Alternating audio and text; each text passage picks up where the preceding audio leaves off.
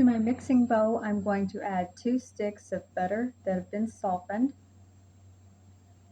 2 large eggs that are room temperature, 3/4 cup of packed brown sugar, and 3/4 cup granulated sugar. And I'm going to cream those ingredients together.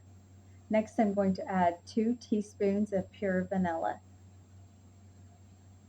And I'm going to mix that in.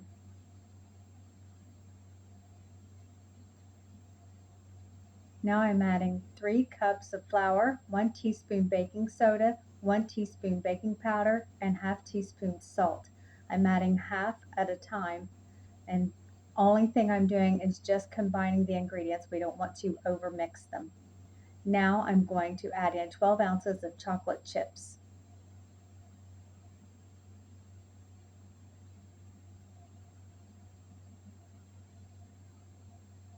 Now I'm going to use about 2 tablespoons of dough and roll it into a ball and place it onto a parchment lined cookie sheet.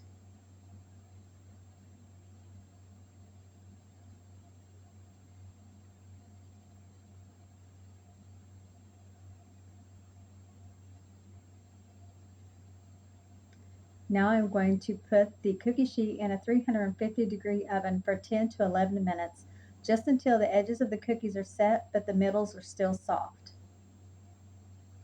I'm going to let them rest in the cookie sheet for 5 to 10 minutes before removing them. Delicious. Thank you for watching, and I'll see you in the next one.